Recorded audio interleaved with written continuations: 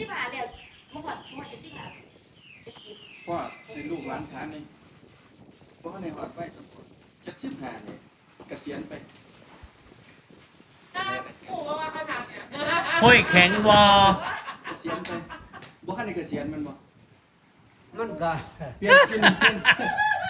นเปลี่ยนตัวนี่ มันการจากไหนเอา บ่ บ่สู้ที่พ่อ จำยัดเข้ากับตัวบอก แต่เฮ็ดด้วยใจขั้นทรงเอาเนาะ ขัดตัว จับเนี่ยตุ๊บแล้วก็ตกป๊อกลงว่า เป็น ลู จะ ก เป็ ห น ลาน สอบพ่อค่ะ ลูกหลานถามนี่เพื่อเพราะว่า แม่ดีดิ พอดมือหนึงเพราะว่าล่าสุดนี่ผมพาใส่ติงผมหูเลยว่าประสิทธิภาพเขาลดลง บ่แมนดอกเจ้าใส่หลาย เพราะแม่นพาล่าสุดนี่ เจ้า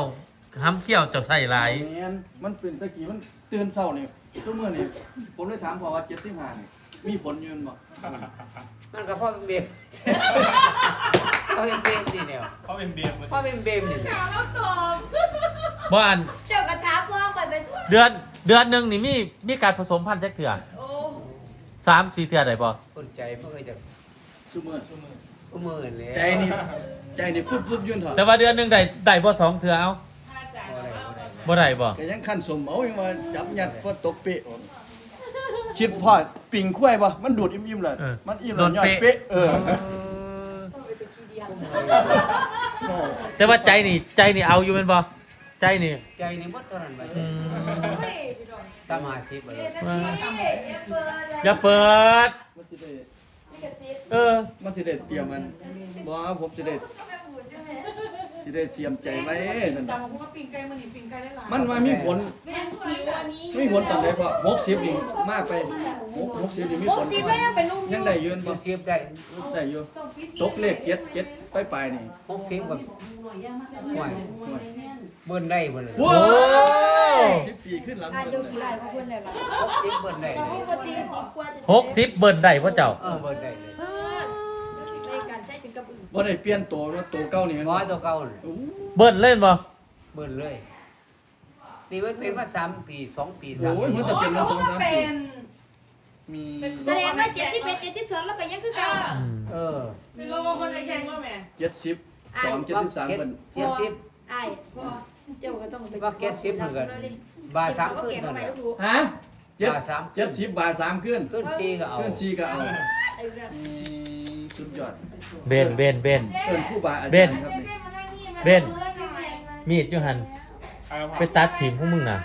มีประโยชน์ มีอะไรมาให้พี่ดูด้วย เล่นต่อสู้กัน คืออะไรคะ อายคนแหลมเลยว่ะ มาเนี่ยมาให้พี่เร็ว เล่าสุดยอดเด้เล่าแข็งแรง แสดงว่าตานุ่มนี่บ่ต้องห่วงว่าเรื่องเบิ้นขึ้น7ขึ้น8 ได้ไหม บ่ปานนั้นบ่ได้ปานนั้น 56นี่เนาะ เพราะว่า 456 บ่เป็นจะขึ้น บ่เว้นจะขึ้น ลูกเพื่อนมา บ่เป็นจะขึ้น เท่แล้ว แท้แล้วเนาะ พอเอาเคยหลายที่สุดพอได้ โอ้ยอย่ามาถามข่อยผมบ่แม่นอันเจ้าผมแม่นสายเซิงคือเจ้า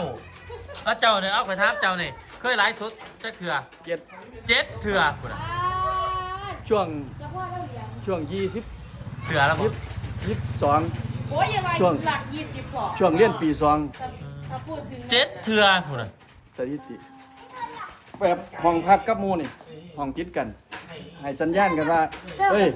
ส่งสัญญาณเด้อแล้วเธอนึงก็เคาะห้อง สู้พอแลมบ่ได้ดอก เออ เพราะว่าอันนี้หลัก20ไงเธอถ้าหลัก10หลัก20ใครๆก็ได้ 60เลย ใช่ อันนี้60 เอาก็ครูบาอาจารย์ก็เป็นปรมาจารย์ สุดยอดเลย บ่คิดว่าสิเบิดคักบ่ดีเด้ นั่นบ่คือว่าสิเบิดอะไรตายอยากปานนี้ เบิดคักเบิด เปิดใจพ่อแหลมครับบ่คือว่าสิมาฮอดปานนี้เอา สุดแล้วพอแลมสุดแล้วบังไฟสุดแล้วบ้านนี้อัน แต่ว่าใจไม่เอาเลยใจ ใจซุมือนี่ก็ยังเอายืนบ่ ใจเอาอยู่ เฮ็ดจังได๋บัด คั นี่ ดแก้วอยู่ เฮ็ดจังได๋บัดนี่จับเอาซื่อ ก็รูปค้ำไปซั่นแล้ว ๆโอ้ ต้องไปประกาศให้หนู บ่รำคาญเขาก็ ยายหนุ่ยแล้วก็ตัวหมู่เฮาบัดนี่บ้านนี้อันเหมือนตอนนี้70เท่าไหร่75 76คิดว่าอีกจักปีสิเศร้าวงการนี่ โอ้ยจัก เพิ่นไปเรื่อยๆบ่ พ่อเราเขาว่ามือนั้นเขาว่าเขาบอกให้ บ่ได้เบา ม มันพ่อไปอยืนน้ำลงน้ำรานนะเขาว่า เพิ่นเว้าเฮาก็บ่ซ่าดอก เนาะเฮาก็อาชีพ มา เออ เฮาก็อาชีพเฮาเนาะ ก็ยัง หม บ่ ด ร ล ว ง มสุข เขาว่าให้ อืม มันเป็น เขาเป็นห่วงบ่เฮ้ยจังได มันก็สิว่ามันโอ้ยบนบนมัน เขาห้องบอกเลยบ่เขาว่าจังไดก่อน ก็เว้า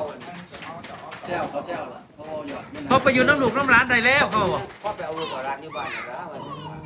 ผู้หญิงผู้ชายเปล่า ใช่ อืม